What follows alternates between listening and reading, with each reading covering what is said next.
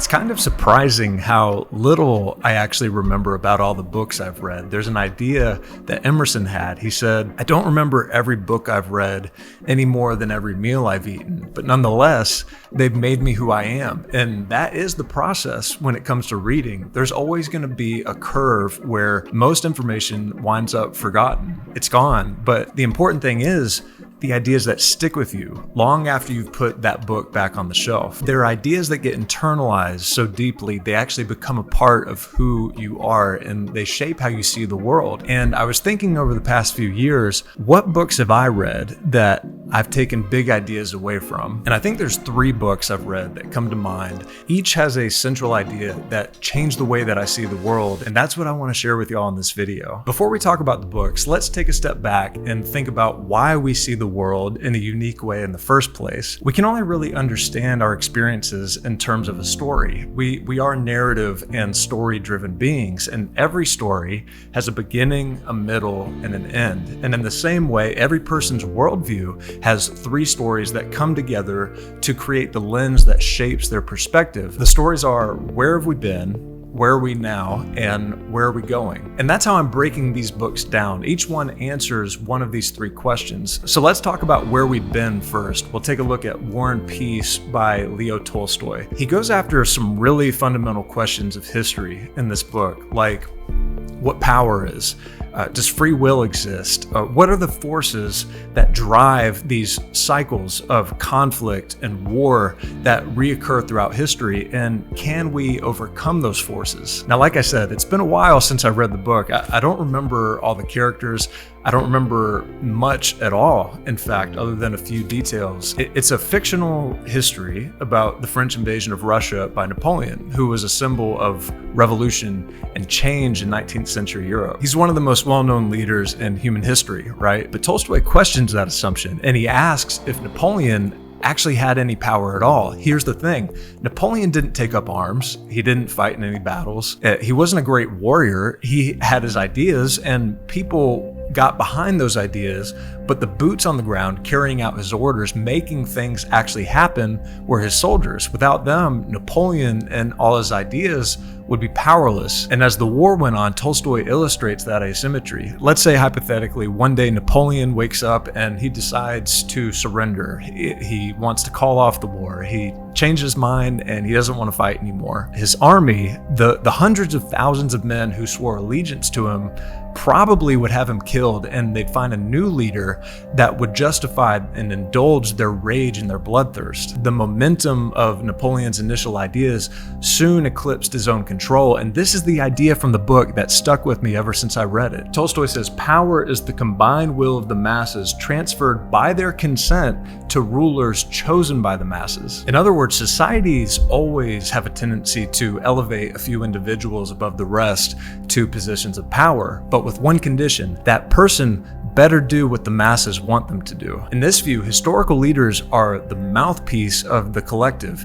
They speak to the inner desires of the crowd and they harness those desires to gain control. And if you read history in that way, you start to see that history isn't driven by a singular visionary or the will and the power of a select few. Power is in the hands of every single individual. And the cycles of war and peace throughout history are a pattern of individuals, just like you and me, who consent to give up their power and submit to the ideas of a select few. Now you got to ask yourself, if that's how history and power works, how do I get in that club? I want power. I want to be the select few. And that's the question that drives the main character in this next book. Real quick, make sure to subscribe to the channel and hit the like button. It helps me make more of these videos for y'all. So to figure out where we are now, today, in the world that we find ourselves in, where God, according to Nietzsche at least, is dead and reality is limited to the material and the measurable, we have to analyze Raskolnikov in Dostoevsky's Crime and Punishment. Raskolnikov's hero is Napoleon. For him, Napoleon is proof that might defines right. Nothing is sacred or divine to him, and as far as he's concerned,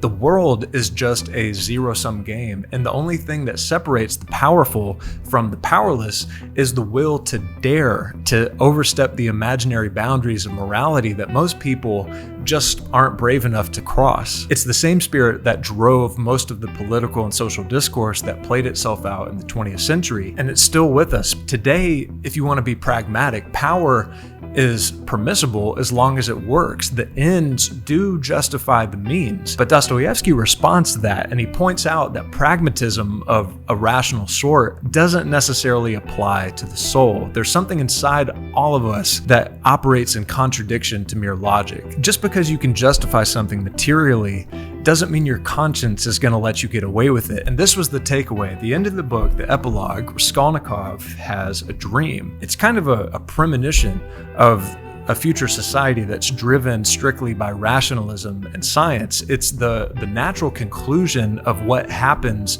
if we decide that our traditions and our beliefs and our requirements of the soul no longer apply. He dreamt that the whole world was condemned to a terrible and strange new plague that had come to Europe from the depths of Asia. Everyone was to be destroyed except for a chosen few. These microbes were endowed with intelligence and will. Men considered themselves so intellectual and so completely in possession of the truth, their scientific conclusions, their moral convictions could not be questioned. Whole villages, whole towns, and peoples were driven mad by the infection. Everyone was excited and did not understand one another. They didn't know how to judge, and they couldn't agree to what to consider good and what evil. They didn't know who to blame or who to justify. Armies gathered together, but on the march, the armies would begin to attack one another, devouring each other. All men and all things were involved in destruction. And that's clearly where we are now in our politics and protests and social divisions that we see. Even in healthcare with COVID, I remember back in 2020, that's the first time I read this book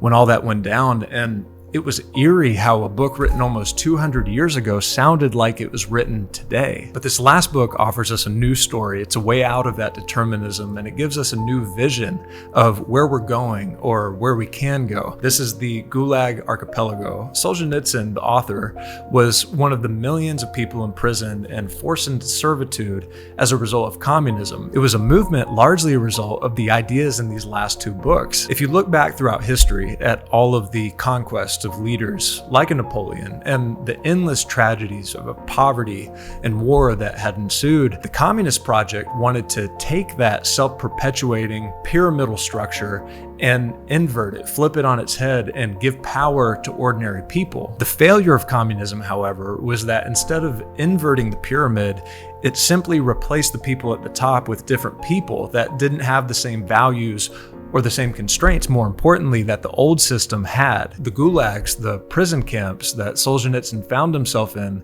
were a manifestation of that revolution, and he realized over the course of a decade in these camps that the real path forward wasn't going to be found in a committee or system of government that subordinated people to the will of a select few. Freedom and sovereignty of the individual to take responsibility for their own life was the only way forward. He says you have the right to arrange your own life under the blue sky and the hot sun, to get a drink of water, to stretch and travel wherever you'd like without a convoy. So what's this about unwiped feet? If you want, I'll spell it out for you. Do not pursue what is illusory. Property and position, all that is gained at the expense of your nerves decade after decade, and it can be confiscated in one fell night. Live with a steady superiority over life. Don't be afraid of misfortune, and don't yearn after happiness. It's after all the same. The bitter doesn't last forever, and the sweet can never fill the cup to overflowing. It's enough if you don't freeze in the cold, and if thirst and hunger don't claw at your insides. If your back isn't broken, if your feet can walk, if both arms can bend, if both eyes see, and if both ears hear, then whom should you envy? And why? Our envy of others is what devours us most of all. Rub your eyes, purify your heart, and prize above all else in the world those who love you and who wish you well. Don't hurt them or scold them, and never part from them in anger. You simply don't know. It might be your last act. So those were 3 books that changed the way I see the world. Make sure, leave me a comment down below and let me know what you think about these books, and share some books you've read that changed the way you see the world, that changed your life, and maybe I'll check them out. If you like this video, you may want to watch the review I did of Viktor Frankl's Man's Search for Meaning. It's another great book that changed my view on a lot of things. You can click right here to check it out. Stay curious, y'all. Stay humble, and I'll see you in the next one.